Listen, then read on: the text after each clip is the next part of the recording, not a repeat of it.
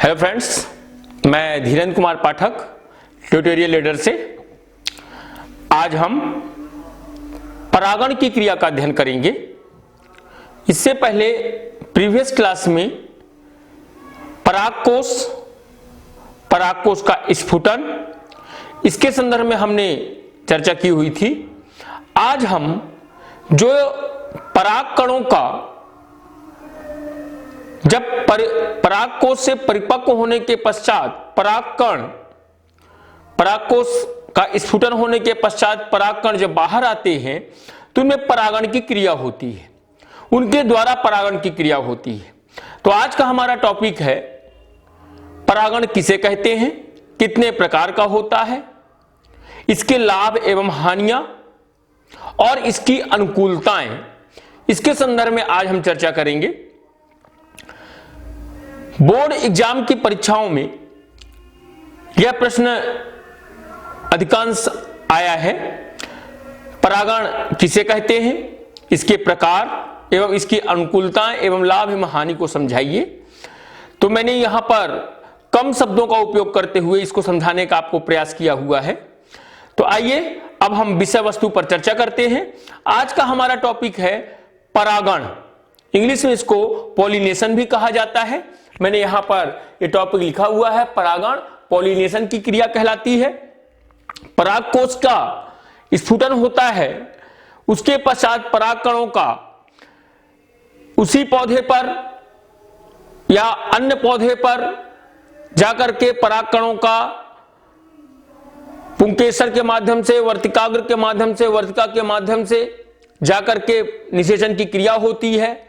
निषेचन होने की क्रिया को ही हम परागण की क्रिया भी कहते हैं। यहां पर आप देखेंगे कि परागकण का जो सुग्राहक नलिका होती है, जब हमने पुष्प की संरचना का अध्ययन किया था तो वहां पर हमने ऊपर में वर्तिकाग्र, बीच में वर्तिका और नीचे में अंडाशय की चर्चा की हुई थी। उसी को बोलता है एक सुग्राहक वर्तिका।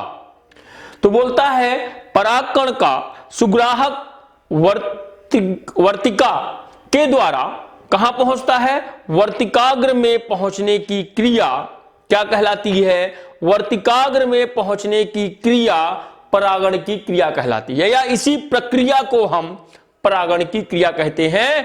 परागकणों का सुग्राहक वर्तिका के सुग्राहक नलिका के द्वारा वर्तिकाग्र में पहुंचने की क्रिया परागण की क्रिया कहलाती है। या इसको हम दूसरे शब्दों में अध्ययन कर सकते हैं।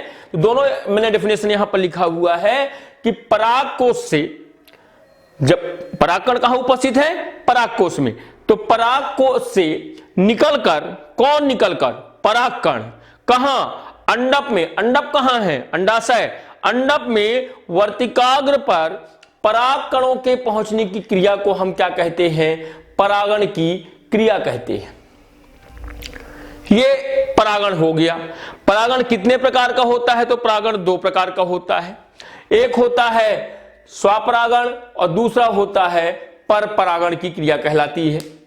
अब यहां पर स्वपरागण और परपरागण नाम से समझ में आ रहा है, स्वयं के द्वारा परागण की क्रिया होना स्वपरागण कहलाती है और दूसरों के माध्यम से परागण की क्रिया होना परपरागण की क्रिया कहलाती है। तो सबसे पहले हम स्वपरागण को समझते हैं कि देखो यहां पर आपको शब्दों पर ध्यान देना है कि शब्दों को द्वारा ही आप उसकी परिभाषा को समझ सकते हो। स्वाधन परागण, स्वयं के द्वारा परागण की क्रिया का होना स्वपरागण कहलाती है। बोलता है कोई पौधा है और उस पौधे पर कोई पुष्प लगा हुआ है, तो किसी पौधे के पुष्प को, थ्योरी के अलावा मैं आपको बोर्ड के माध्यम से समझाने का प्रयास करता हूं, एक पुष्प के परागकोश से क्या निकलेंगे, परागण की क्रिया होती है। तो परागकोश से परागण कैसे होगा, उसी एक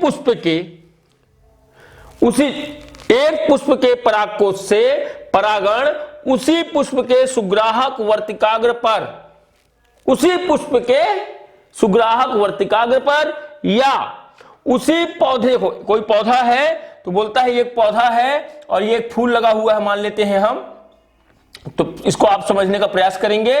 तो बोलता है यह पुष्प है, इस पुष्प में परागकण है, तो ये इसी पुष्प के वर्तिकाग्र में या उसी पौधे के दूसरे पुष्प में सुग्राहक वर्तिकाग्र पर क्या स्थानांतरित हुआ, पराग कणों का स्थानांतरण हुआ।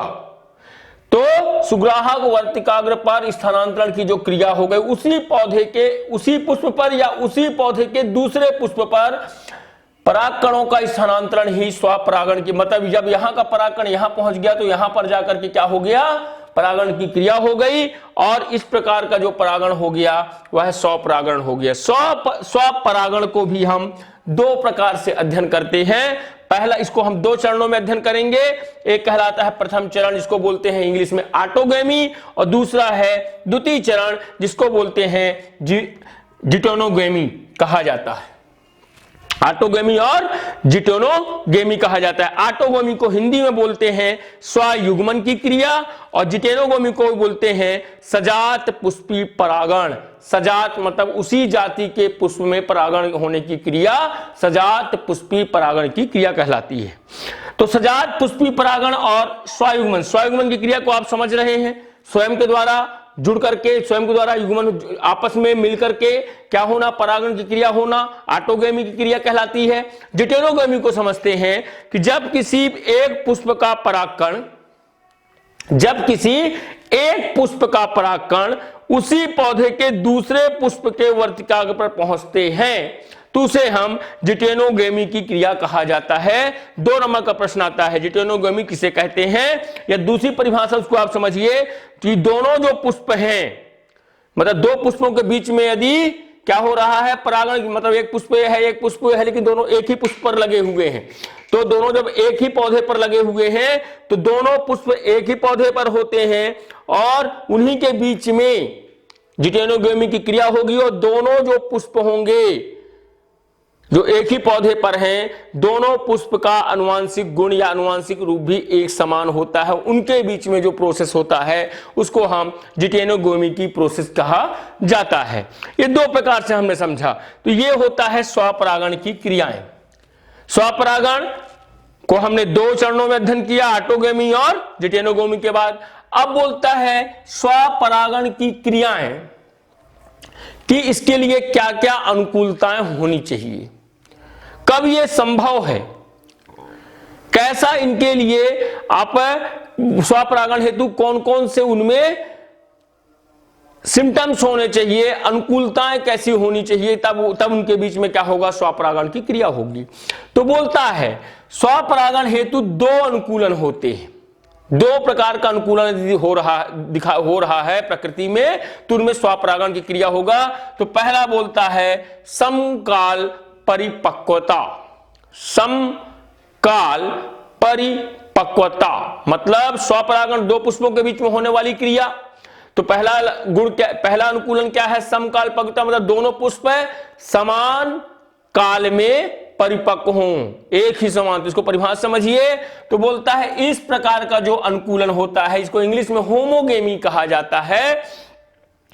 इस प्रकार का जो आपका स्वपरागण की अनुकूलताओं के अंतर्गत इस प्रकार के अनुकूलन में जो उभयलिंगी पुष्प के जो परागकोश से या वर्तिकाग्र बोलता है, उभय जो पुष्प है, जिस पुष्प में उभयलिंगी हुआ पुष्प, उस पुष्प में वर्तिकाग्र और परागकोश दोनों एक साथ परिपक्व होते हैं, दोनों एक साथ वृद्धि करते हैं, एक साथ उनका विकास होता है, एक साथ वह परिपक्व होते हैं। और जब दोनों एक साथ होंगे तो दोनों में जो परागकोश का स्फुटन होगा वह भी एक साथ होगा।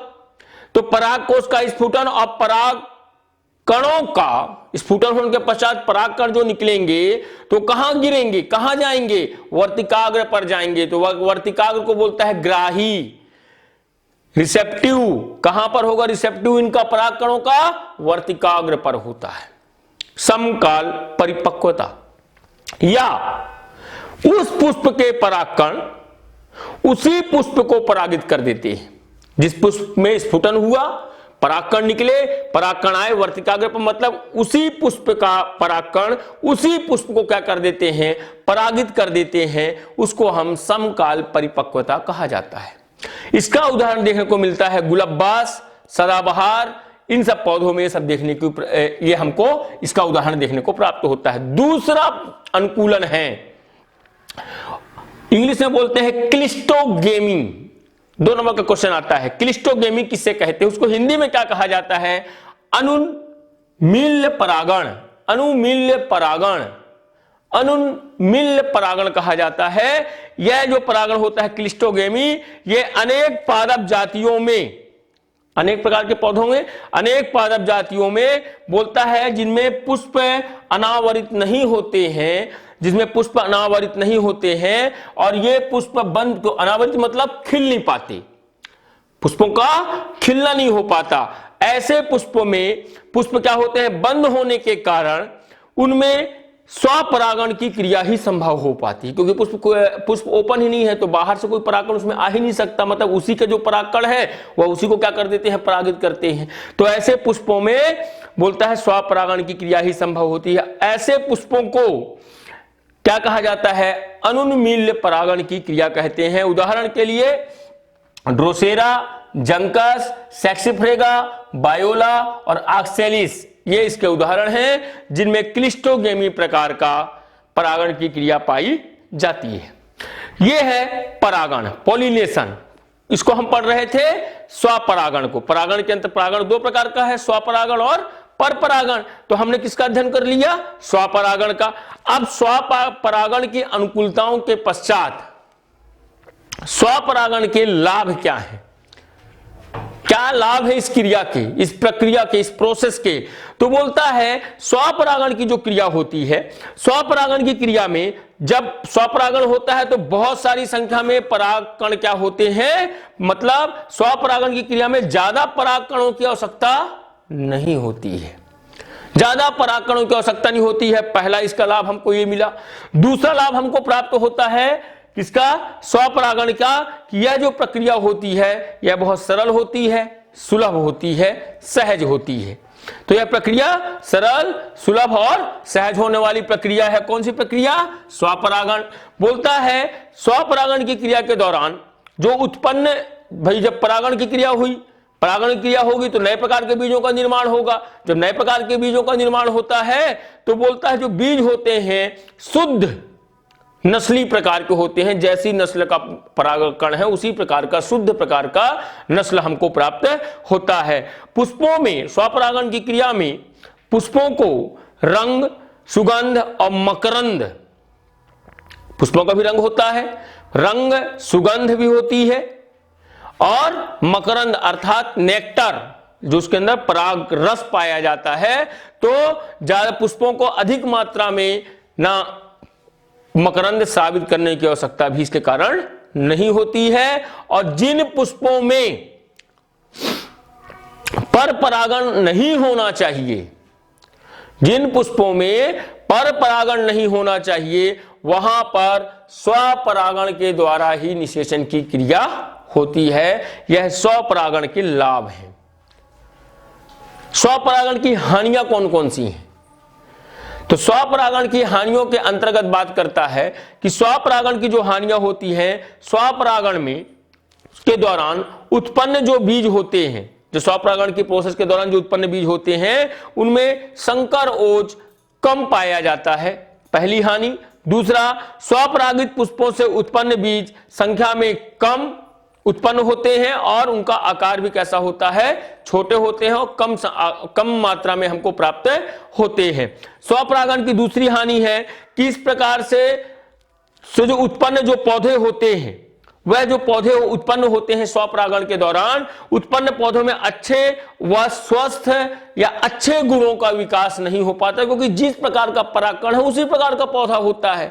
कुछ नए प्रकार के नस्ल या नई प्रकार की किस्में, नए प्रकार के गुण उन पौधों में नहीं आ पाते हैं। और केवल बोलता है जो पौधा उत्पन्न हुआ स्वपरागण के दौरान, उसमें जिस बीज के द्वारा, जिस परागकण के द्वारा उसका उत्पन्न हुआ, वो वैसा ही लक्षण, वह एक ही लक्षण लिए रहता है, नए नए प्रकार के लक्षण उसमें देखने को हमको प्राप्त नहीं होते। तो ये हानि हुई ना स्वपरागण से। और बोलता है स्वपरागण से जो पौधे होंगे वह दुर्बल होते हैं, अस्वस्थ प्रकार के पौधे हमको प्राप्त होते हैं स्वपरागण की क्रिया के दौरान। ये स्वपरागण की हानियां हैं। ये तो हो गया स्वपरागण। दूसरा प्रकार जिसको हम थ्योरिकल समझ लेते हैं क्योंकि बहुत आसान है और आपको समझने में ज्यादा दिक्कत नहीं है, तो बोलता है दूसरा प्रकार होता है, पहला प्रकार तो हो गया स्वपरागण, दूसरा प्रकार होता है परपरागण की क्रिया कहलाती है। अब परपरागण को आप समझिए। पर परागण क्या है? तो पर परागण के बारे में बोलता है जब एक पुष्प का परागकण, मान लो कोई लीजिए एक पुष्प है, ये पुष्प है, बोलता है इस एक पुष्प के परागकण उसी जाति के या अन्य किसी दूसरी जाति के, यहां शब्दों को समझिएगा, पर परागण जब एक पुष्प का परागकण, एक पुष्प है, इस पुष्प का परागकण उसी जाति के पुष्प में या ये दूसरा अन्य जाति है, ये दूसरी जाति के दूसरे पुष्प को बोलता है परागित करते हैं, मतलब ये दूसरा प्रजाति का पौधा है, ये दूसरे प्रजाति का पौधा है, तो इसका परागकण जाकर के दूसरी जाति के पौधे को क्या कर देता है? परागित कर देता है। तो उस क्रिया को पर परागण की क्रिया कहा जाता है। पर परागण, पर मतलब दूसरे को जाके परागित करने की क्रिया पर परागण की क्रिया कहलाती है। पर परागण द्विलिंगी व एक लिंगी दोनों प्रकार के पौधों में यह क्रियाएं होती हैं, परंतु एक लिंगी जो पौधा होता है, एक लिंगी पौधों में पर परागण के द्वारा ही परागण की क्रिया होती है। एक लिंगी पौधों में केवल पर परागणी क्रिया ही संभव होती है। पर परागणी क्रिया मतलब पर परागण के द्वारा ही एक लिंगी पौधों में क्या होता है? परागण की क्रिया होती है। पर परागण की क्रिया जो होती है उसको पर निषेचन की क्रिया भी कहते हैं, मतलब दूसरों के द्वारा फर्टिलाइजेशन की क्रिया का होना, उसको पर परागण कहिए आप या पर निषेचन की क्रिया कहा जाता है। तो जिस प्रकार हमने पढ़ा स्वपरागण के लिए अनुकूलताएं, उसी प्रकार हम देखते हैं पर परागण के लिए अनुकूलताएं। स्वपरागण और पर परागण दोनों को हमने समझने का यहां प्रयास कर रहे हैं। अभी हमने यहां पर क्लिस्टोगेमी के बारे में अध्ययन किया, समकाल परिपक्वता का अध्ययन किया। अब हम देखते हैं कि पर परागण की जो क्रिया होती है, इस पर परागण की क्रिया में कौन कौन सी अनुकूलताएं हैं, किन अनुकूलताओं के माध्यम से पर परागण की क्रिया होगी। बहुत शार्ट एवं कम समय में इसको समझाने का मैं आपको प्रयास करूंगा। पर परागण हेतु अनुकूलताएं, तो पहली अनुकूलता है स्वबंध्यता।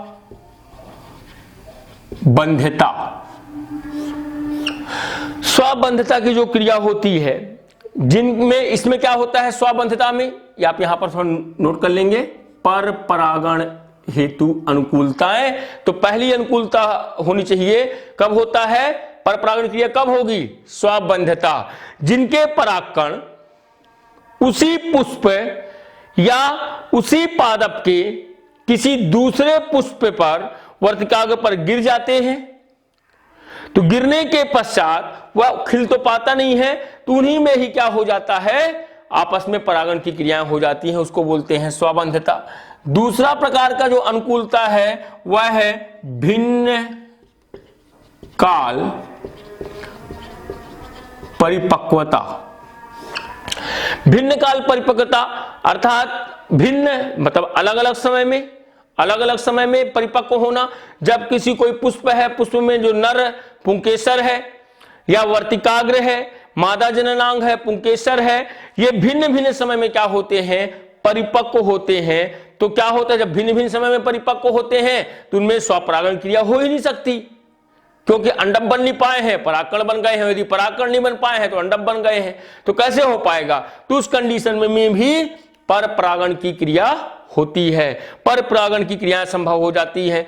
और तीसरा प्रकार होता है तीसरा अनुकूलता है विषम काल वर्तिकाग्र। विषम काल वर्तिका, इसके बारे में बोलता है स्वपरागण का विरोध करने के लिए, क्योंकि हम पढ़ क्या रहे हैं? पर परागण की अनुकूलताएं। तो बोलता है विषम काल वर्तिका स्वपरागण की क्रिया का विरोध करने के लिए कुछ इसमें विशेष परिवर्तन, कुछ पौधों में विशेष परिवर्तन पाए जाते हैं, तो उन परिवर्तनों के आधार पर उनमें स्वपरागण क्रिया नहीं हो पाती।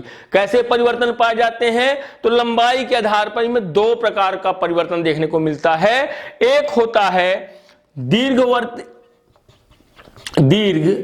वर्तिका वाले पुष्प, और दूसरा है लघु वर्तिका वाले पुष्प है। जो दीर्घ मतलब होता है बड़ा, तो लंबाई के आधार पर इसमें हम दो प्रकार से इसका अध्ययन करते हैं। दीर्घ वर्तिका वाले पुष्प अर्थात इसमें जो होते हैं दीर्घ वर्तिका अर्थात पुंकेसर कैसे हो जाएंगे, पुंकेसर छोटे हो जाएंगे और वर्तिका अधिक ऊंचाई पर हो जाएगी। और लघु वर्तिका वाले में वर्तिका छोटी हो गई और पुंकेसर बड़े हो जाते हैं, बड़े या अधिक लंबे होते हैं। दीर्घ वर्तिका और कौन सा, लघु वर्तिका। तो इस आधार पर हम पर परागण को भी हमने 3 अनुकूलताओं के माध्यम से अध्ययन किया। मतलब ये जब अनुकूलताएं होती हैं तो पर परागण की क्रिया आसानी से संभव हो जाती है। तो इस प्रकार से पर परागण की क्रियाएं। अब हमारा जो आज का टॉपिक हुआ स्वपरागण किसे, परागण किसे कहते हैं, कितने प्रकार का होता है, 2 प्रकार का हमने अध्ययन किया। दोनों प्रकार के पश्चात स्वपरागण के कौन कौन से लाभ हैं, स्वपरागण की कौन कौन सी हानियां हैं, पर परागण किसे कहते हैं और पर परागण के लिए कौन कौन सी अनुकूलताएं होनी चाहिए, इस चीज को मैंने आपको सरल एवं कम शब्दों में एवं कम समय में समझाने का आपको प्रयास किया है। निश्चित रूप से आपको समझ में आया होगा। Thank you.